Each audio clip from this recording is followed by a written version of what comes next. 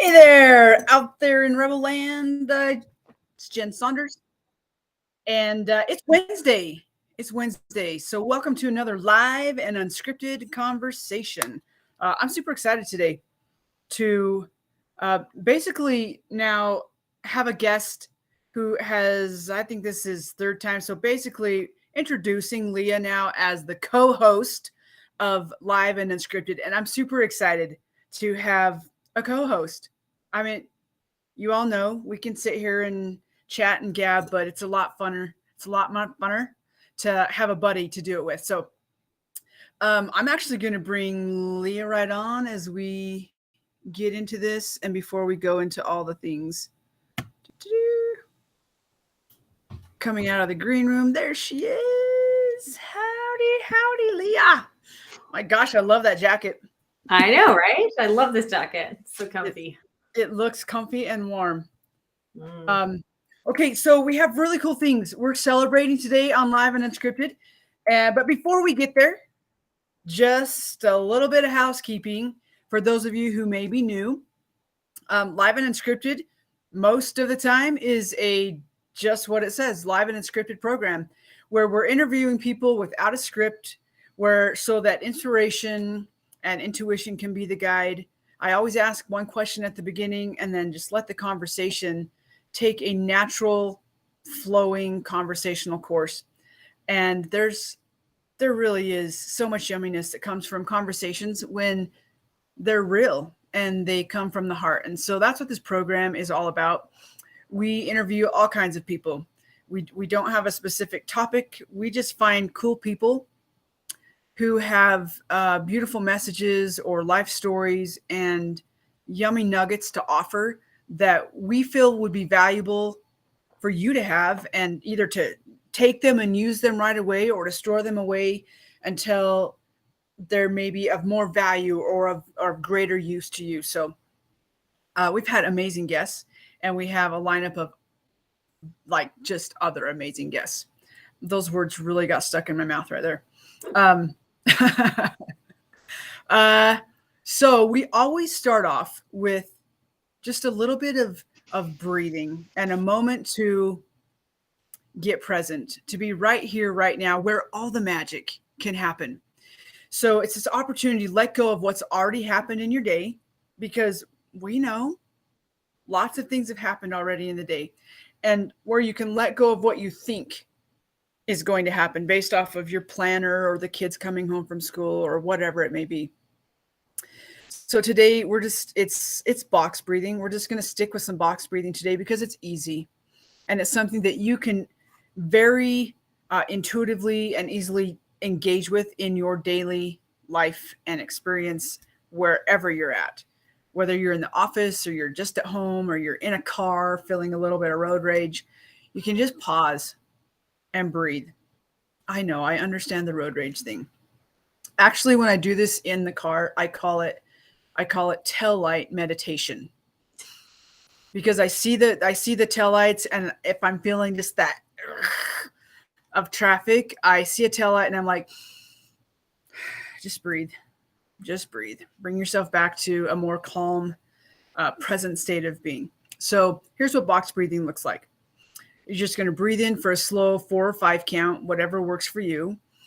Through your nose, you're going to hold that inhale for a 4 or 5 count. Then you're going to breathe it out through your mouth for a 4 or 5 count. And you're going to hold the exhale, seeing how long I can hold my breath, for a 4 or 5 count. Today, as you do that, I'm just going to actually invite you today to just focus on the breathing, to just feel it move through your body. Feel your lungs as they expand in your chest, making room for your heart to actually beat and do its job, and for your other organs to function as they were created to function. We kind of take breathing for granted, and today I'm just going to invite you to focus on the breathing. As you do this, we're going to do the first 2 or 3 together, and then I'll invite you to do 2 or 3 on your own. I'm going to invite you to do it with a downward gaze or closed eyes, whichever feels most comfortable for you. So let's go ahead and get started. Downward gaze or closed eyes. Taking that first long breath in, Holding that inhale, just recognizing how it feels in your body, releasing through your mouth, holding that exhale, and starting it over. Another big breath in through your nose, holding the inhale, recognizing what you feel in your body as you release through your mouth, holding that exhale. As your lungs wait to take in the next breath, go ahead and do 2 or 3 on your own.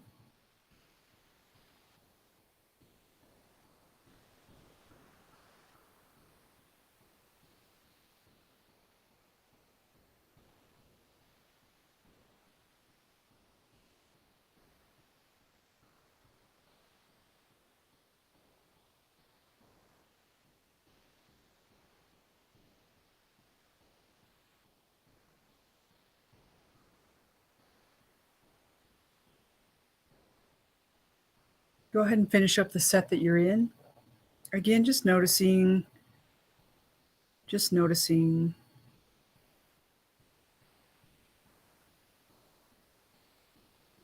And when you're ready, go ahead and open your eyes.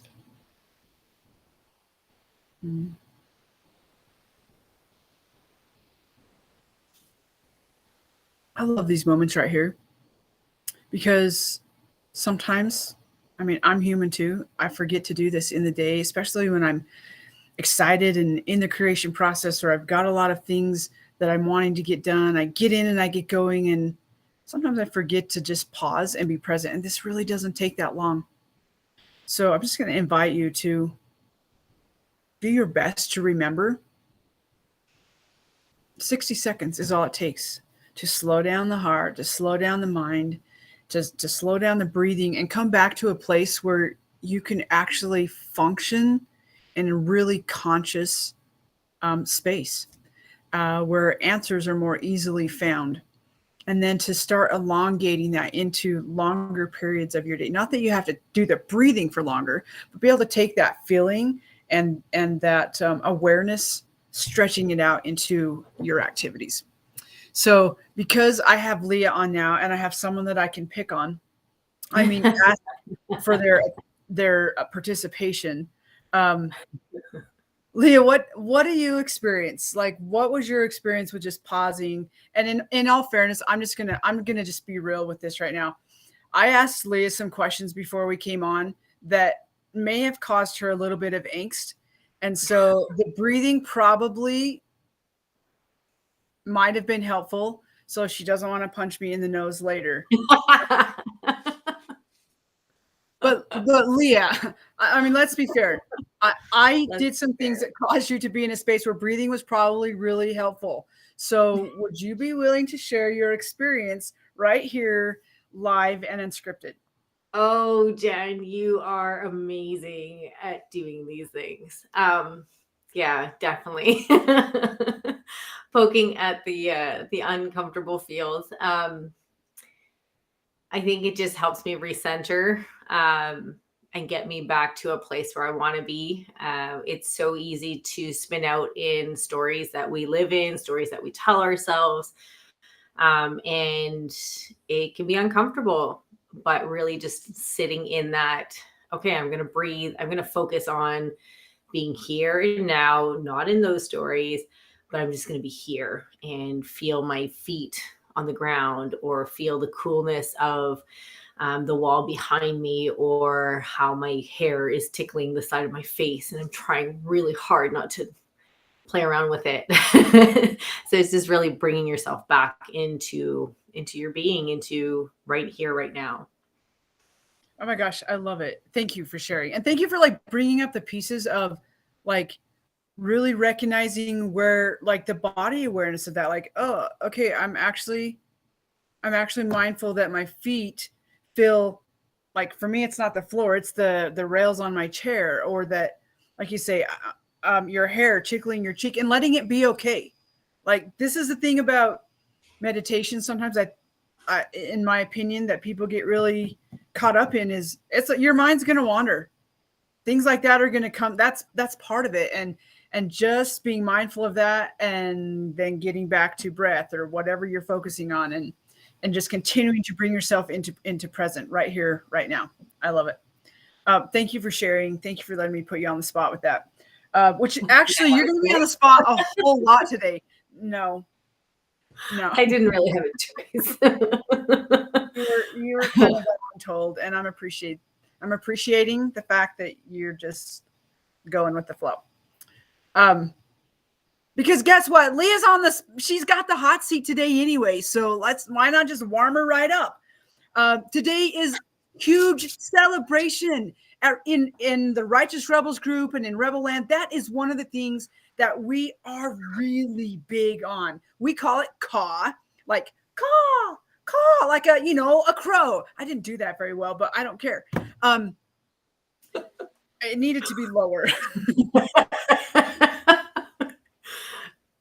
We love celebrating all wins. And that's what caw means in Rebel Land, is remembering, like, you got out of bed today, and that's a celebration. Stop laughing at my high-pitched caw. Or the fact that you got dressed when maybe you didn't want to, or maybe you've been in a rough patch, and you're making it really hard to pull myself together. To celebrate the fact that we can laugh, that we can giggle, we can say dumb things, and we can laugh, even on live camera. Celebrating the fact. I'm sorry, I have to get it out. No, like, I'm just thinking of like the caw judgers out there that you're so worried about whether it's high or low. Like, who says that there's not crows cawing high? Like, maybe that's just how they want to be. Let them be, Jen. Let your caw be high, dang it. spoken like a true rebel. I love it. Right? I love it. Because that's also what we're about here in Rebel Land. I've got to find the comments. Is that you get to be who you be. Like, this is a place where we're going to meet you right where you're at, and we're going to celebrate you right where you're at. This is a place where you can take off the masks, you can unpack your backpack, and go out and adventure with us on an adventure, but you also get to come inside and venture. I'm forgetting the A on that because I have a new grandson, and I call him my baby venture buddy. So if I say venture, you know what I mean. Adventure. We're going to adventure inside and out, and we're going to allow you to be who you were created to be and to bring your magic into the world. So today we're celebrating Leah's magic. I'm pointing over here because on my screen, she's over here. Am I over there on yours? You're over here on mine. That is so you need wild. to point the other way. That's my window. So I'm going to point this way because you're there. But on Facebook, you're pointing away from me. I am? Yeah, now you're pointing at me. There we go. Leah's over here. I'm glad you saw that. That's so funny. Remember when we said this was live and unscripted? Oh my gosh. Bring. Oh, wait. There we go. Oh. Okay. Wow. That's crazy. I'm going to point over there now. That's going to feel weird, but I can do it. We're celebrating the fact that Leah tomorrow celebrates her 1-year anniversary of living with dirty glasses. How about that for a high note? And we believe that you get to celebrate all the things. We were talking about this before we came on, which may have been some of the buttons that I pushed, because you listening out there, you deserve to be celebrated. And I'm going to start it off like this. If you think that it's that you're like teaching other people in your world that it's okay to celebrate everyone but you, and by way giving them example that it's not okay to celebrate themselves, I'm going to just invite you to just check in with that one. Just check in with that one. It's okay to invite people to celebrate you. I'm getting off my soapbox now, and we're going to go to Dirty Glasses. You deserve to be celebrated. And so today we're celebrating a little bit early with Leah. I don't even really know how to start this because I read the book. I read it cover to cover. There's a lot of really there's a lot of really heart-wrenching things in here. Leah really bravely and boldly practiced what it's like to be a rebel before she even knew it. She was a rebel, maybe, and wrote her heart in the story, and shared some experiences of just real life experiences, and what it has taught her, and the perspective changes that she's had through these experiences and through the challenges, and where she's at now. And I'm not going to lie, there's some things in here that I probably will never be the same having read, but I'm really grateful that I read them, and it makes me value my story more, and gives me a little more courage to want to share it, because I've been challenged to write a book as well, and I'm having a lot of help doing it. And not just by Leah. Actually, a lot of people have asked for that. And so when I see the heart and the soul that's in living with Dirty Glasses, it provides me more courage to stand behind the rebel creed of being bold and being brave and being a rebel, which means owning your story as not a way of judgment, but just a way of, it's simply life, lived experience that teaches us and molds us and shapes us, and we get the choice to do, or how we're going to respond to those challenges or those experiences, and then what are we going to do with them. And I love what Leah has done with it, is currently doing with it, and I'm excited to see where she goes forward even from here. So Leah, with that, I'm just going to turn it over to you. Did you clean your glasses? I did. Okay, good. Thank you, Jen. I appreciate that. Turn it over to me. Where do I go? Right. What? How about this? Why did you decide to write Living with Dirty Glasses? Okay. I think the biggest reason I felt, I won't even say called, because when someone calls you, that's like an invitation to conversation and to engage. This was like a stalking of the soul, and it was just something that wouldn't it wouldn't leave me alone. And I really tried valiantly not to write this book. I burnt it a few times, and Like literally in our little fire pit over in the back here, just because I was just so frustrated with the process, because I knew I wanted to share, but at the same time, like, how do I put this story out in a way that, one, is useful to other people, and two, it was a hard story to tell, but I felt compelled to at the same time, because I felt so alone in that space. And I carried a lot of shame about my experience for many years, just because I didn't know how to process it. I didn't know, one, what was happening, and two, why it was happening. I was just trying to survive through that experience. And I think one of the greatest compliments I've gotten, and I don't know if maybe you might consider it a compliment, but just some people in the medical space, they've said to me, you know, I never looked at mental health that way, or maybe not even in the mental health space or in the medical space, but like, they just never understood what goes on in the mind of someone who's really struggling with their mental health, and trying to cope in a world that doesn't make sense to them. And you're dealing with a lot of a lot of other people's trauma and trying to survive your own trauma and that sort of thing. So I really felt it was important to be transparent about that experience. One, so people know that if you're in the throes of that, that there is light, there is a place outside of that space, that you're so much more than your labels.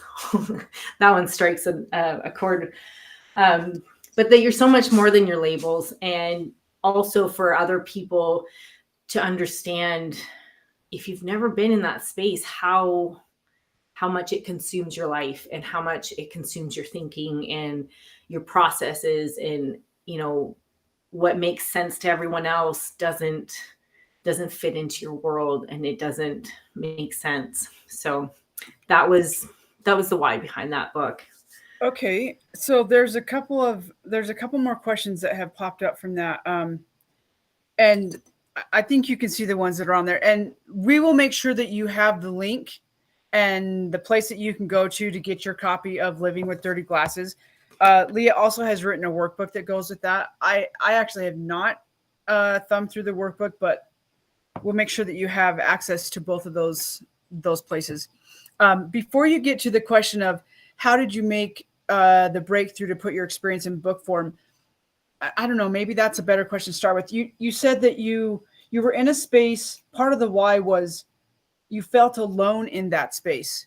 Help me understand like what that statement means, and like being alone in that space, and why writing the book would assist you with that, or anyone who's like on that edge of like, ooh, I want to do this, but I didn't.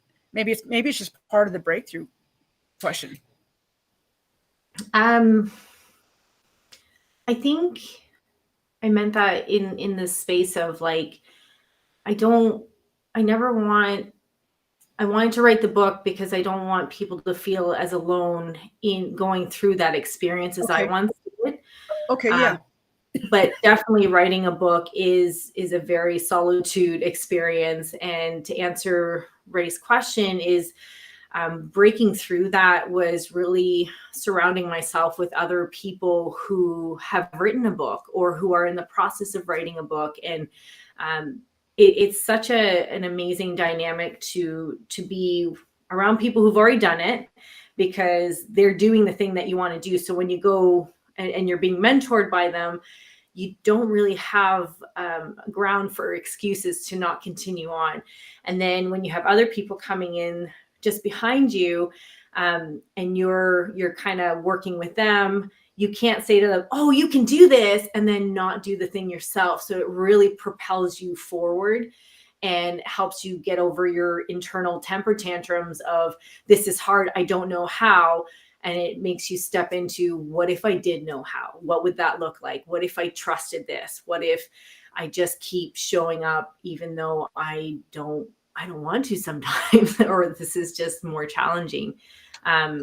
It helped me hold on in those spaces that I would continue to let go. Knowing why I was writing the book and who I was writing it to really helped with that process, and organize my thoughts in a different way. Yeah, those are the main ways that I broke through that experience. It's really having support and people to help you guide through that process, because there's so much information out there and you're just not sure where to start. So it's really great to have that accountability. I love it. I have so many questions running like that have run through my head as you're talking about all of that. Like how do you find, and maybe this is a question for later, but because we're right here, like how do you find the courage and the bravery to talk about in such a real way the experiences that you share? So like, again, for you, how did you do that for yourself to put, I mean, there's some gut-wrenching experiences inside of Dirty Glasses, and how do you find the courage to like actually put that into words? And maybe part of the question is, how do you are you, or do you detach from the experiences because you're not the experiences? They're things that happen. So like, oh my gosh, are you understanding my question? It's like, I think how so. are you bold enough to write the things? How do you become courageous enough to write it? And is there maybe just an understanding of you're not the thing? Like there's a detachment from the experiences. There are things that happen to you. It's not who you are. Maybe that's a better way to say it. Jen, it goes a lot to what we talk about when we're sharing in our own space.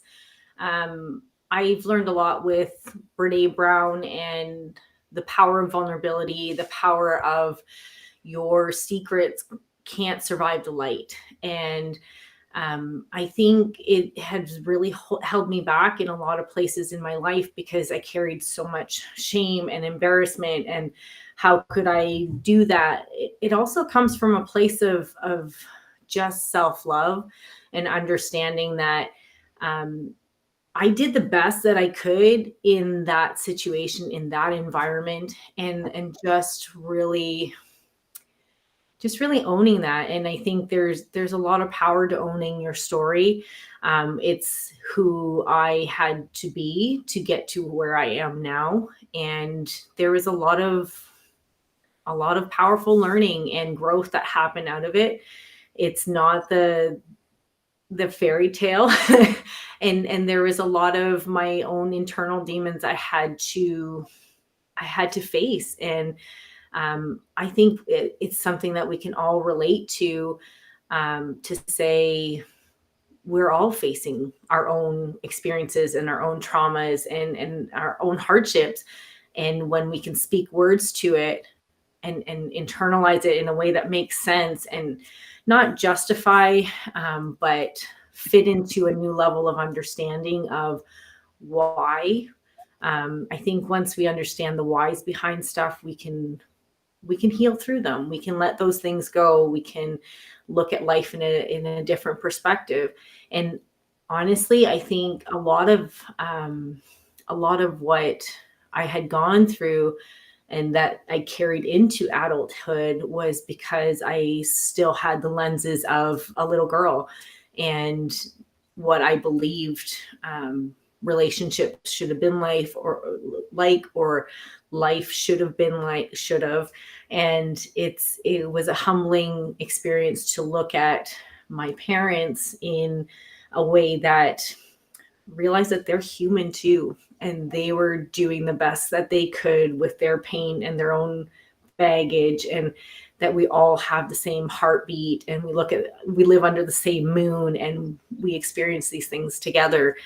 And having the grace of that space, I just think we carry a lot of pain, and it was really just sitting in that place of empathy. That's a really great answer. So inside of there, you said something to the effect of really coming to an understanding of why things maybe happened the way that they happened or why they took place. What would you say? Like, I can just hear someone listening saying, yeah, but what if you don't know why? What if you never know why? Like, how would you respond?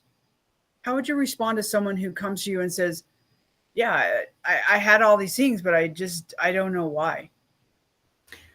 I think it really comes down to, are you seeking a why outside of yourself?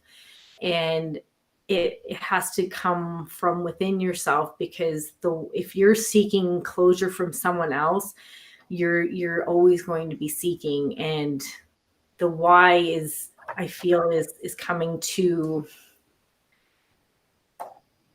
I feel like it comes back to the lesson. Like, what is it I'm supposed to learn from this? I don't believe that we have experiences without some sort of good or bad, that that Word energy. yeah, word energy for sure, that have something to teach us. And it's, when I hear the phrase lessons are repeated until, no, things are repeated in our lives until the lessons learned. Right. I can vividly see moments in my life where I kept repeating the same pattern because I was trying to make sense of it in a different way. And again, it goes back to perspective and how can I look at this differently so it's not going to hurt me? How can I look at this in a way that serves me and empowers me and informs me in how I want to show up and interact in the world? So, if you have or if you don't have great experiences, what did you gather from that? Are you more empathetic towards other people? Do you give them more space to have those big feelings? Are you more of service because you went through what you went through? You have a greater empathy and understanding of people and thereby connection. So that's kind of where I'm going with that. I love it. I had a question and I had a thought, and then I started thumbing through the book, and both are gone. Love when that happens. Yes, me too. Oh man, it was a good one too. Okay, I think it had to do with like learning empathy for other people, and you said you gain perspective from the experiences, and how is it going to shift how you show up the next time, or how you interact with other people, and definitely more empathetic. But how did you and how do you turn that on yourself? How do you did you find that you were more empathetic and have more empathy with yourself in situations? And if you did, how did you do that? How were you able to find that space to be more graceful with you? Like, you talked about coming to this understanding of everyone's going through their own shit. Let's just put it out the way it is. Everyone's going through it. Everyone is sifting through a pile of poo somehow. And how do we not, how do we make it out and find grace for ourselves without thinking that we were that thing we just shoveled ourselves out of?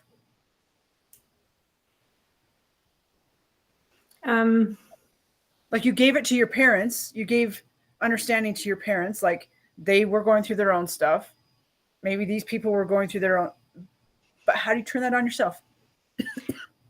I think I was just tired of feeling bad. That's the best way to put it. I think I was just so tired of feeling bad about myself and feeling like I didn't have control over that, and just letting, I think it's just realizing I had more control, or allowing myself to believe I had more control over what I was experiencing and taking full on responsibility for that. And no one wants to feel like, oh my God, I'm doing this to myself. And that's exactly what I had thought when I realized what anxiety was in my world. And, I was going through these, panic attacks. And I remember once it happened while I was driving with my daughter. I was pregnant with my son, and I literally had to pull over because all of a sudden I found myself in this heaping, sobbing state. And I'm like, that's so freaking dangerous. And when I think it was a workshop or something I went to about calming the storm within, and it taught us about, how we don't realize the steps that get us to that state until we're actually in that state and we find ourselves panicking. It was a humbling experience, but I was so committed at that time because I had two little people that I was now responsible for, and I didn't want to feel out of control in my life. And so it was like, it was a good dose of humble pie, and I didn't want to. And for a long time, I thought there was something physically wrong with me. And you know what's crazy? when you're in that world, and beforehand, I had been diagnosed with like a laundry list of diagnoses and labels and, all this stuff, but no one gave me tools for how to navigate it, why it was happening, why I had these things. And I just had all these like labels put all over me, but I still didn't know how to function. But I was just put on medications and this therapy and that, and none of that ever worked. And so I went through years of that, and then to get to a place where I have 2 other lives that I need to step up, and none of that stuff is working. And I've been in that world for long enough. Like, I'm going to eat this humble pie and take full responsibility for my experience. And it was hard, and it took a lot of awareness and just practice, just really practice and being mindful of how I was thinking and what was getting me to those states. And but I remember a moment, Jen, where I have I grew up with a lot of like body hate things and relationships that way.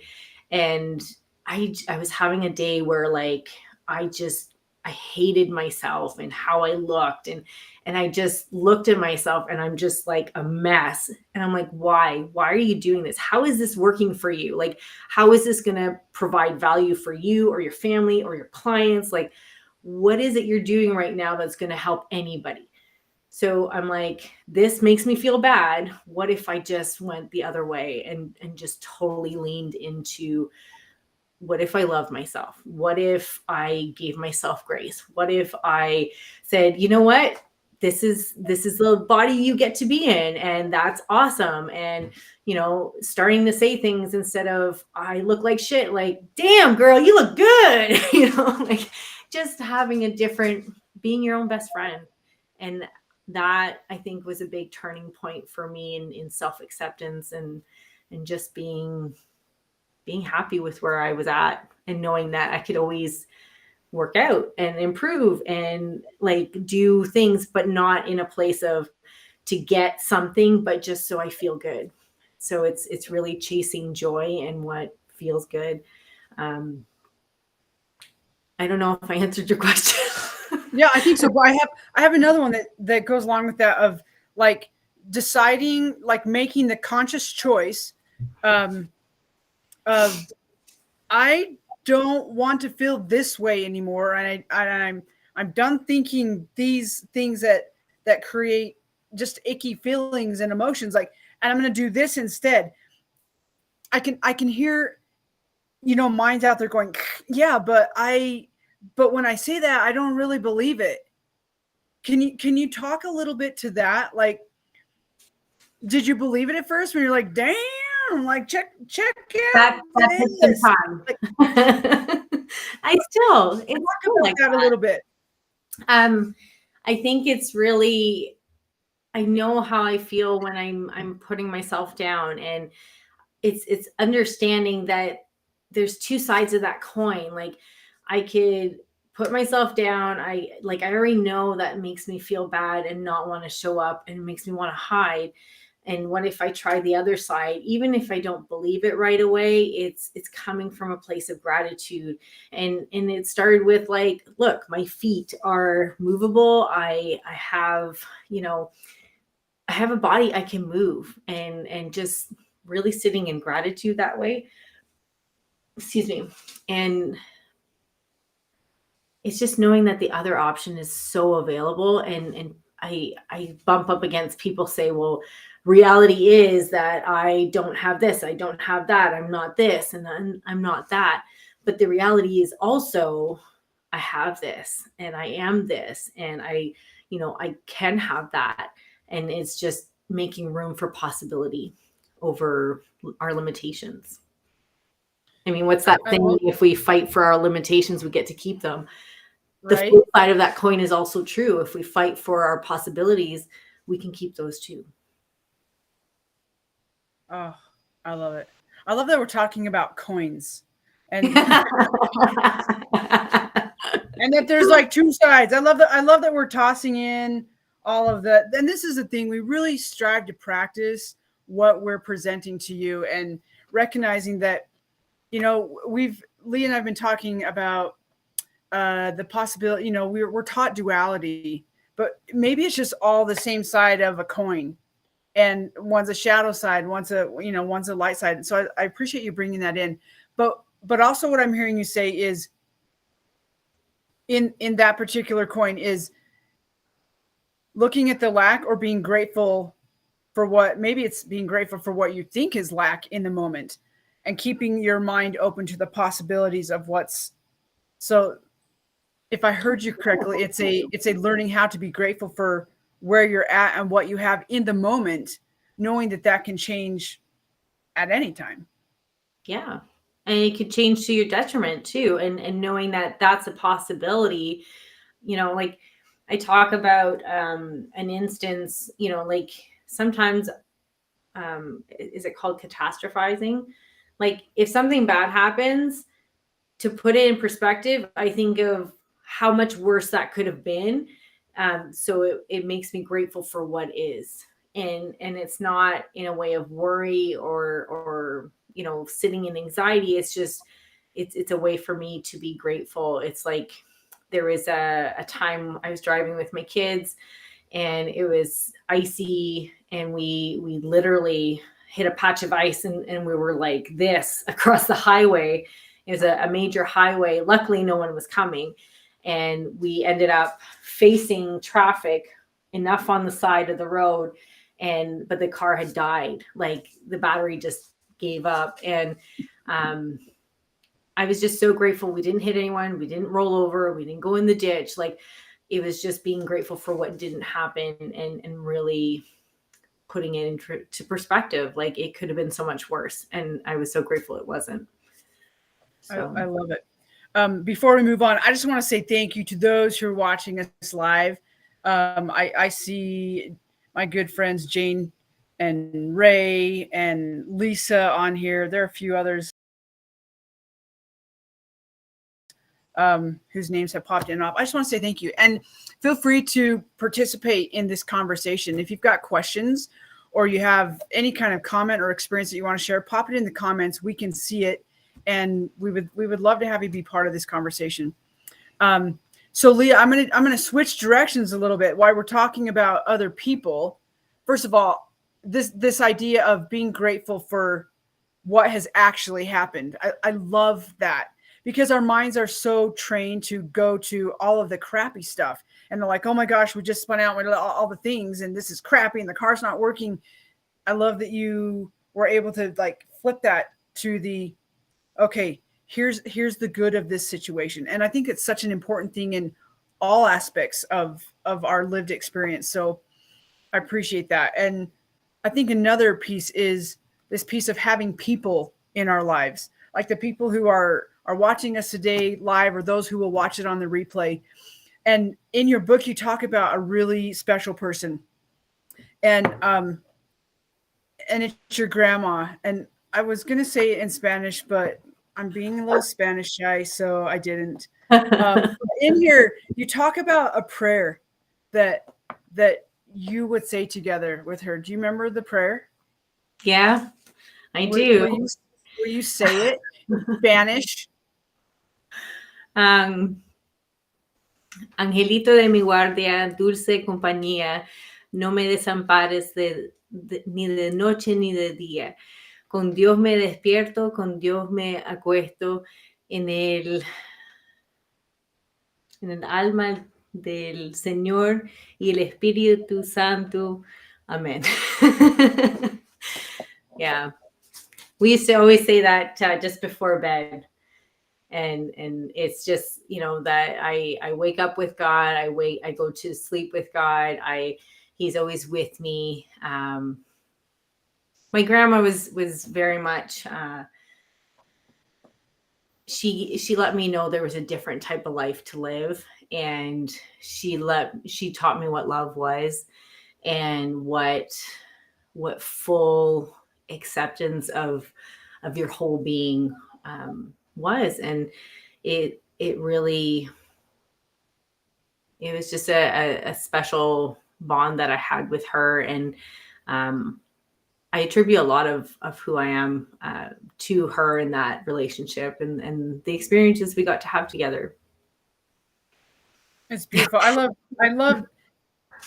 I love reading about it in the book, but I also love that I get to have personal conversations, where grandma pops into the picture, and it's fun to watch you light up when someone who has played a special role in your upbringing and in your life in general, you know, has just been there for you. So will you talk just a little bit to that point of the importance of having, I mean, it's part of really why we've created the Righteous Rebels and this rebel community, is so that we rebel better together. So will you talk a little bit to that point of having people in our worlds, whether they're right there in the actual battle, or maybe they can't be in actual battle and they're just kind of on the sidelines there, or how that played a role for you? Because I know you had other people, you talked about other people in the book, and just the importance of that, and maybe why it's important to be part of a community that will fight for you and stand up for you and love and support you right where you're at. I feel like with my grandma, she felt powerless to change what was happening, but she always made sure I felt loved and seen and heard and just appreciated. And I think that's just what, one, makes you more aware, and two, makes you feel like there's something to strive towards. I think of, just having someone to talk to and share with. And when you're not sure what's going on in your world and you're trying to make sense of it, that you have someone to share with and to go to, and that has your back. And it's having that example of, again, what's possible. There was other times where I didn't have a lot of support, and there was family that would take me in, and they gave me example of what family could be, when my own home examples were not in an emotional space to be there in ways that I needed them to be. And so it gave me space to create in my own head what I wanted for my own family, and how I wanted to create what family meant in my world, and how I wanted to bring up my children, and the kind of communication, and just being really aware of patterns. And it's those people that keep you in check, and that you don't, I don't want to say don't want to disappoint, but you're very aware of what's acceptable and what's not. And because they love you and they want to see the best in you, you want to rise up to that idea.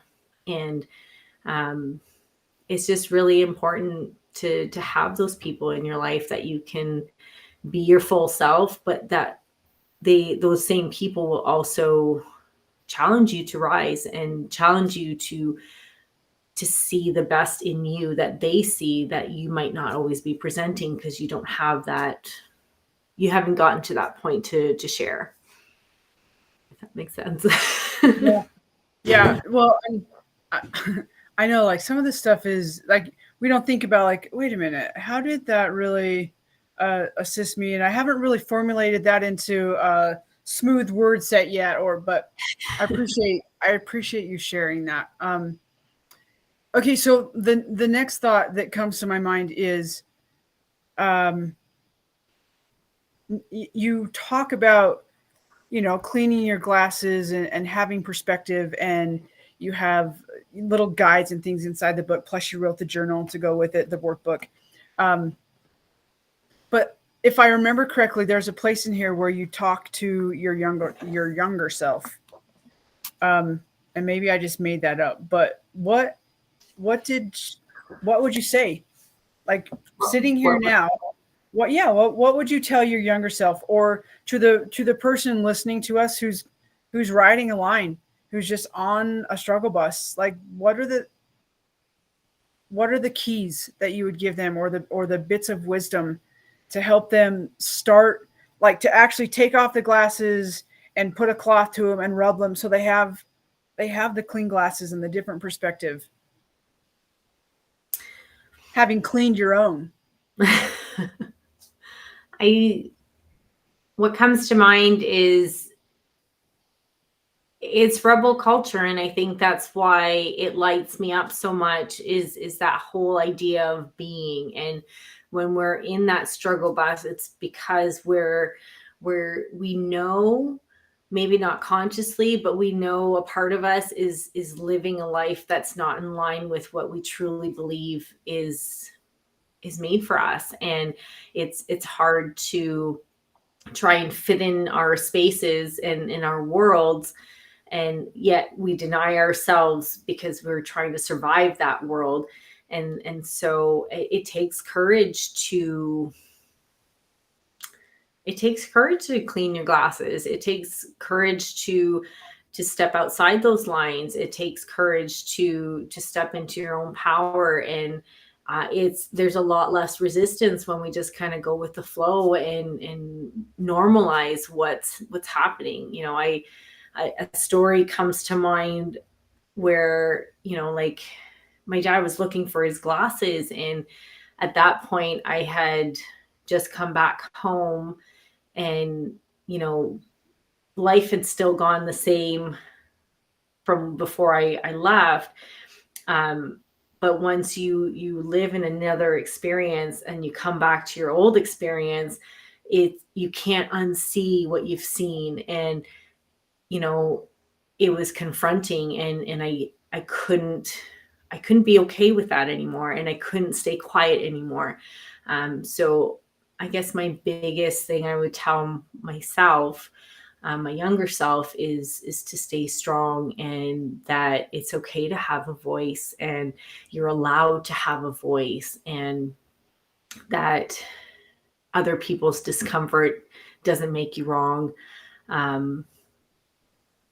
That it's about standing in your light and trusting yourself and practicing being brave. All hard things to do. It sounds simple, but Yeah, they very much can be challenging and hard things to do, especially, you know, depending on the circumstances with which you find yourself having to practice being bold and being brave and even being rebellious. Oh my gosh. So we're nearing our hour mark, but what I guess the next question is just, is there something inside of here that you want to bring out that I haven't, or we've kind of missed a point that you really wanted to bring out? Or just how would you like to finish this conversation about celebrating the fact that tomorrow's your year mark of living with dirty glasses? I love how throughout the book you guys will find there's glasses everywhere in the artwork and the illustrations. Like it's so cute. I know they're upside down. It's just gonna have to be okay. Like in the quotes, I love that you followed the theme through the whole thing, and it was just fun. It was fun. So what else? What else?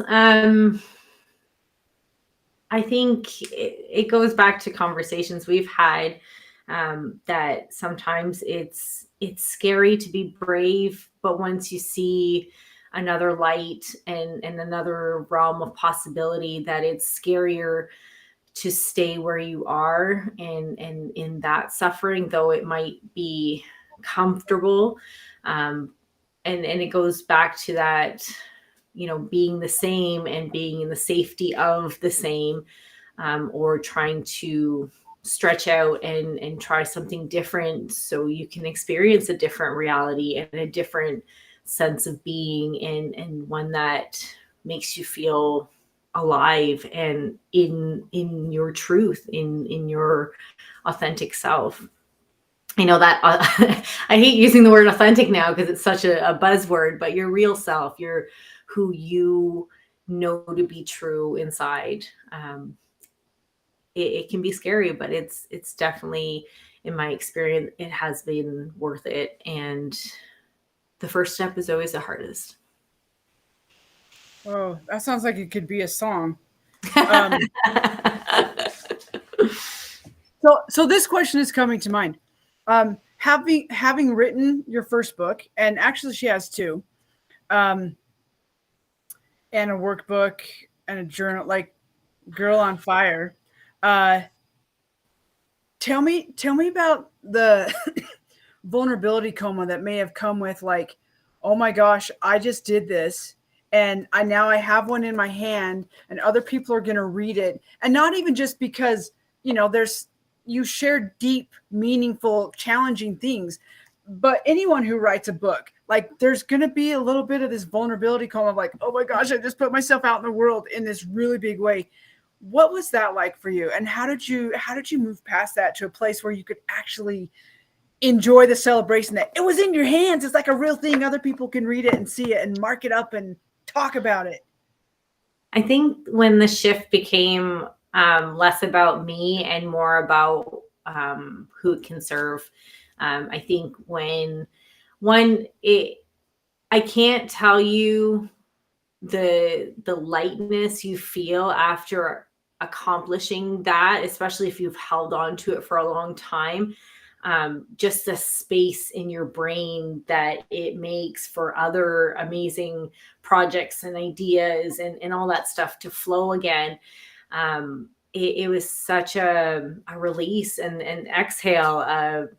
It made space. And I felt that it really wasn't about me. It was an experience that came through me. But it wasn't, it was taking the personal parts of it out of it and really just owning the experience and what it could teach me and what it could teach others. And it wasn't about me. That project wasn't about me. It was very much about trying to understand. And, you hear, whether it's in groups or conversations, how much we hold on to, because we haven't cleaned our glasses, because we're still carrying perceptions of a younger self that maybe we need to challenge some of those beliefs. And the vulnerability coma was being seen was I don't want to say validating, but that's the word that's coming to mind.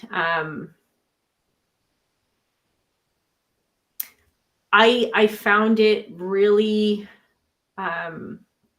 humbling, some of the responses I got from all walks of life, whether it was a 75-year-old retired veteran or veterinarian, whether it was teenage girls, whether it was, like, all walks of life could resonate with moments in my story. And that made it not feel like it was mine. It was our story at that point. And yeah, I love that. That it was our story.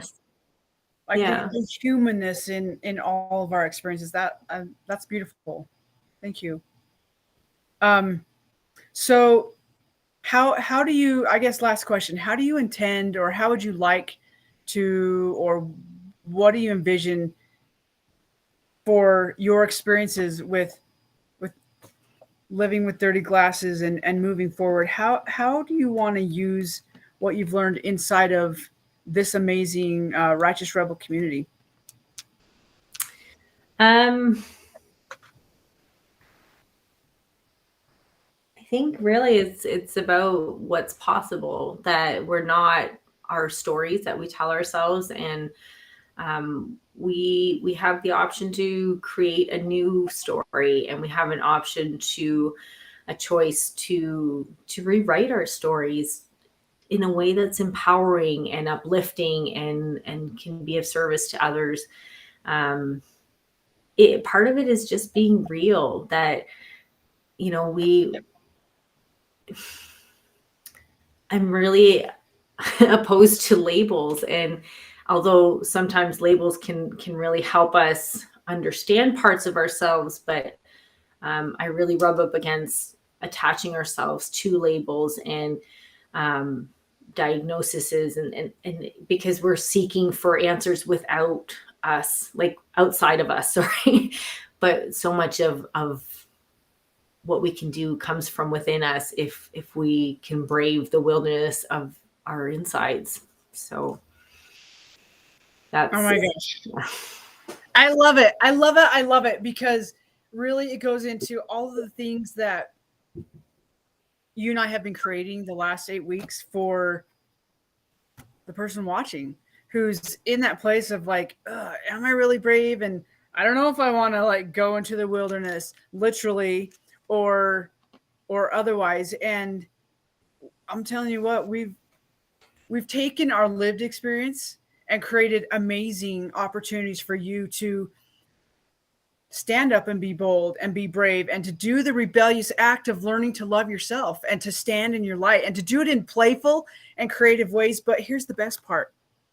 You don't have to do it alone. And it kind of goes back to what Leah said in the beginning, is that part of why she did this is she was in that alone space and she didn't want you to feel like you have to do it alone. And neither do I. So thus Righteous Rebel was created, or part of the reason Righteous Rebel was created. And we just want you to know that we're here for you. You can. I'm going to do the thing that Leah usually does for me, and that's like, hey, we're on YouTube, we're on the Facebook, we're on LinkedIn. What do you say, Leah? Where can you find us? Website coming soon. We've been really working to get all the details on the website. I think there was an attempt to publish it this morning, and there was a hiccup, but it's coming. It's coming soon. And we'll make sure that you have those that information to know how to reach out and find out what we're doing. I'll just tell you this really quickly. Our Tobermory experience, we've had a bit of a twist in that thing, and we're going to go just create some amazing content for you. And we're going to present some of it. I'm just going to say we're going to present some of it virtually. And if you're interested in that, reach out, and right now we're working out the details of what that's going to look like, because we still have some time to do that. And so if you're interested, because we had a lot of people say, oh my gosh, I want to go, but the timing isn't right.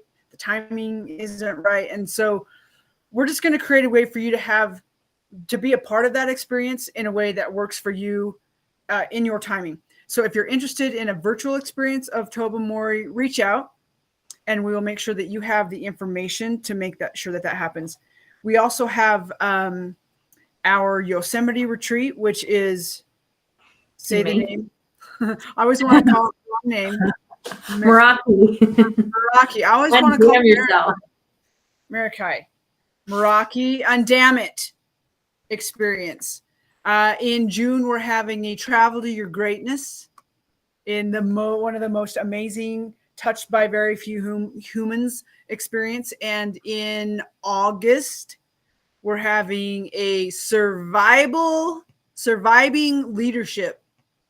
And that's for leaders of any kind, whether you're a leader of a family, all the way to a leader of a corporation. These things are for you to come and stand in your light, be a little bolder, be a little bit more courageous, and most definitely be more of a rebel and just be.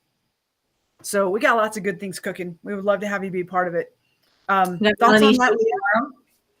Just Melanie tomorrow.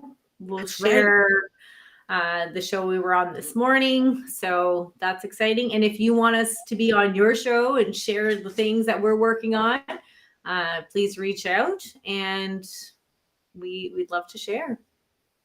We also do edutaining, which means if you're looking for a speaker or someone to hold a workshop, we do that. We do that too. And we are taking bookings for that. So there's so much goodness going on. It all came because Leah was willing to clean her dirty glasses and then take the next step and share the joy in teaching you how to do the same. So, oh my gosh, this has been amazing. Last words, Leah? Yeah, one more plug. Oh. On on Thursday, I'm doing the Creative Live. And if you want to join in, I'm going to be doing just like some simple clouds. You don't need anything fancy. You can have like a cereal box, turn it inside out, cut a piece out, dollar store paint works, any paintbrush you have, make it really easy and accessible. And I'll show you that you can paint cool stuff too. So join me for that on Thursday afternoon on that's live. Tomorrow. Hey, I have a question in regards to that. Will there be lip gloss? There can be. Oh my gosh. If you don't understand that little bit of an inside joke, go over to the Righteous Rebels Facebook page and watch Leah's first live, Thursday live, about creativity. It was a masterful practice of stepping into things that feel scary and then just rocking the world with them. Leah, thanks for all you do. Thank you, Jeff. For standing in your light, being bold, being brave, and being rebellious, and then coming here and teaching the rest of us. For you who are out there listening, just thank you. Thank you for sharing your time with us. We know that life can get busy and you probably had a lot of other things you could have been doing. And we're just going to say thank you for sharing you with us and extend the invitation to come join the Righteous Rebel community. Go on over to Facebook. It'll ask you to answer a couple of questions. We'll let you in. We got space for you, and we're excited to play with you soon. Bring a friend. Oh yeah, bring a friend. We have this cool thing where we're giving out stickers now because we've created stickers. There's like stuff we're giving away, and we want to be able to give it to you, but you got to be there in order to do it. So, all right, with that, I'm just going to say we love you. We're grateful for you. Continue doing the amazing work that you're doing, and as always, be bold, be brave, be a rebel. We'll see you soon.